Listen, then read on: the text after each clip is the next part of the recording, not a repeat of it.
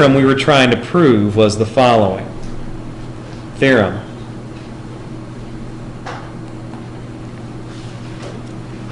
So let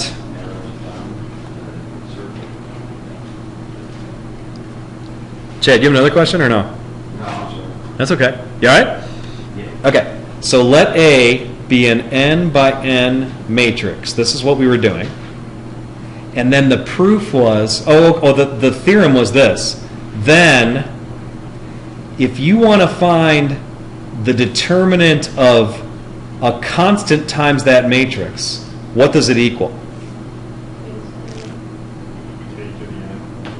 K to whatever the nth power is times the determinant of A. That's what we're trying to prove. Okay? So here goes my proof. Okay, here I go. We proceed by induction. And I explained the idea last time as dominoes. So the first thing you do is you prove a very easy case. The theorem, how about this? Yeah, the theorem is easy to prove for the case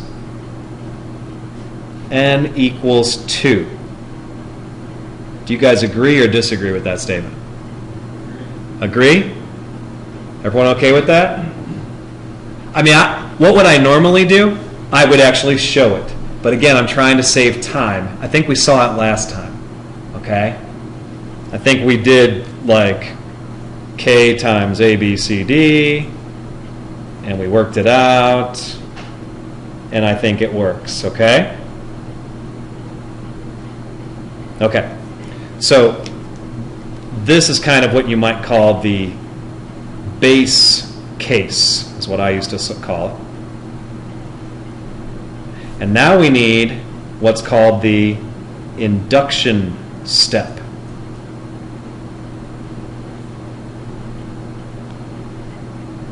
So that's what I'm about to illustrate here, and like I said, notation-wise, that was kind of screwy last time.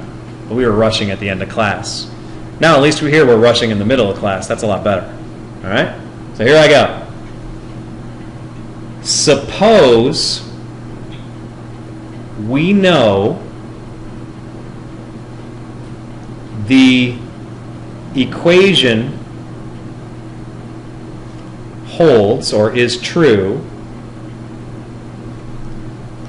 when little n, the dimension, equals capital N.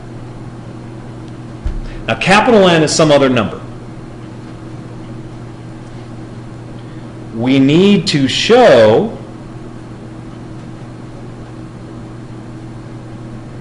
the equation also holds for little n equals, do you know what I'm going to write next? That's right. That's the idea of induction. If you know that each domino knocks down the next one, you'll prove all the cases at once with one tip. And we already have the opening tip. The first domino is knocked down, n equals 2. So if I can prove this, that knocks down infinitely many cases. That's the idea of induction. Now, how does this work? Well, I need a definition of determinant of A. And I was going from the book this time to be real precise, okay? Let me ask you guys, when you find the determinant of A, you have to pick a row for me or a column for me to work along, okay? So you tell me, where do you want me to work? Row what? You want row 1? Okay. Aren't you supposed to use the rows with the most zeros in it? Yeah, usually, but this is some generic matrix I don't know anything about. But you're right. Okay, you guys want me to use row 1? All right. If I'm using row 1, then I claim that the equation is this. Determinant of A equals, let me write J equals 1 to capital N. Oh, I better say, if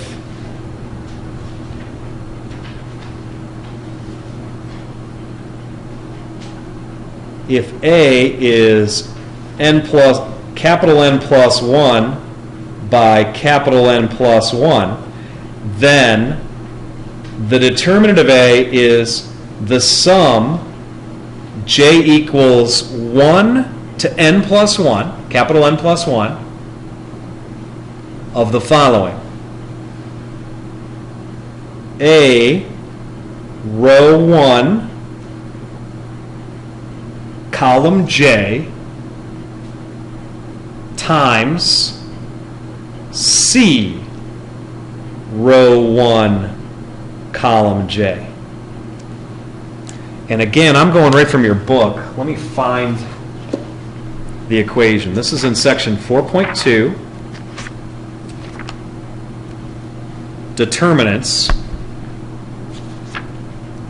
Laplace expansion theorem. Yeah, that's it. It's right here.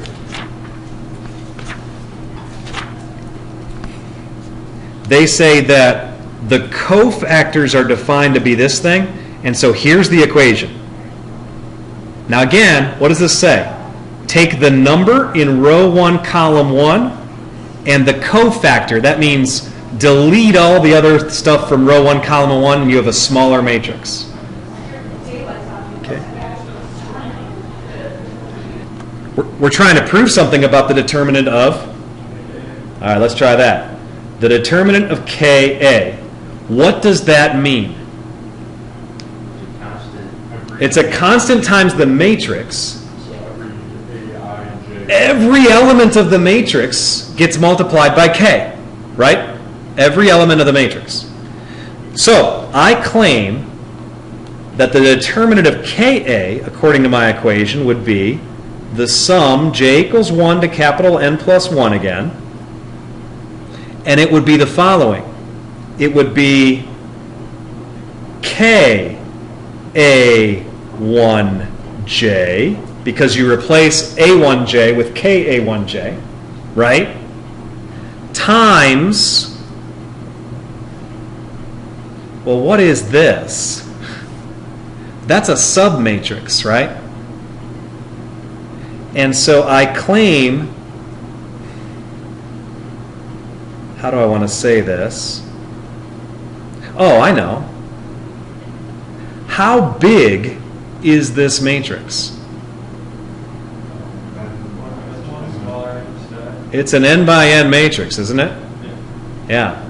And what is it really? N minus 1 by n minus 1. No, when I say it's n by n, it's capital N times capital N, because it's. If you're taking a cofactor. Yeah, it's always. It's one smaller than whatever you had. And we said that A is n plus 1 by n plus 1, capital, right? So really what I have here is I have the need to pause. Maybe it would have been smarter not to write C1J. Maybe it would be smarter to write it this way.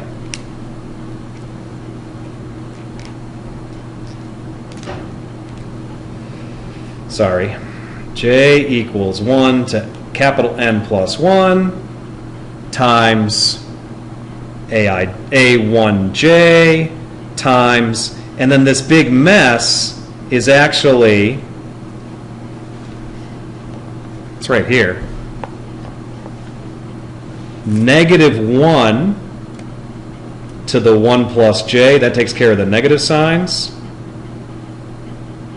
times a determinant of a smaller matrix, A1J. So that's really what it is. It's a determinant. The cofactor is the determinant of a smaller matrix. All right, so now continuing, when I take the determinant of Ka, it turns out to be k a1j times negative 1 to the 1 plus j times the determinant of a smaller matrix ka1j. Take that smaller matrix, multiply every element by k. Now, yes or no? Are you guys with me? So I claim, this is really where induction takes off.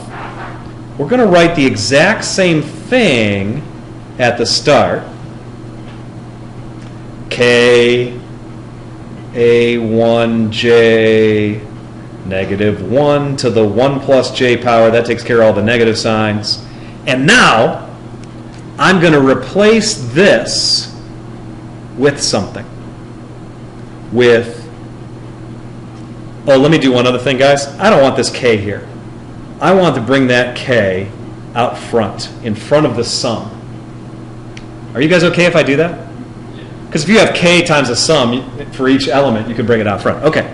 Well, then I want to do this. This, I claim, is k to the capital N power times the determinant of a1j. I guess I didn't want those parentheses earlier, but that's what it equals. How do I know? Because remember we said, suppose we know the equation is true when n equals capital N. How big is matrix A right here? This is a 2 by 2. This is a capital N matrix I'm finding the determinant of here. So here, this is by the inductive hypothesis, is the way they say it. The thing you assumed was true. We assumed we could do it for 2 by 2, for capital N. And so I know it works here. Almost done. Next step. Take these k to the n's, and where am I going to put those? Out front. Move them. So we get k to the capital N plus 1 times the sum, j equals 1 to capital N plus 1, a1j, negative 1 to the 1 plus j, and then the determinant of a1j. And what does all this stuff actually equal? That's the determinant of A, like I said earlier. All that is what I had up top as the determinant of A. I'm sorry, what was that last step you did? The last step is, once I pull the k to the n's out front, and I look at what's left, I realize, oh, that's exactly what I said up top is actually equal to the determinant of A. So I just write determinant of A there. You see that? Now I'm going to say something about this problem. There's a lot of ugly notation here. But I'll say something else. The concept, I don't think, is that hard. You say, if I show it works for n, then it works for n plus 1. That knocks down infinitely many cases at once you knock down the, say, n equals 2 case. And that's the idea behind induction. Question. It looks like in some places we're saying determinant of ka1j. Yeah. It's like determinant aij. Is that what it These are all supposed to be 1s because I equals 1. So yes. Okay. Yes. Thank you. Like I said, it's a notational nightmare. And yet I think you might get it. A lot of proofs that go for infinitely many cases in mathematics are done by induction. And yet, I don't think we're going to do another one in this class. I wanted to expose you to it. I'm not going to drill you on it. Go be a math major and do it in some other class if you want to learn how to do it. Okay? You will see plenty more proofs without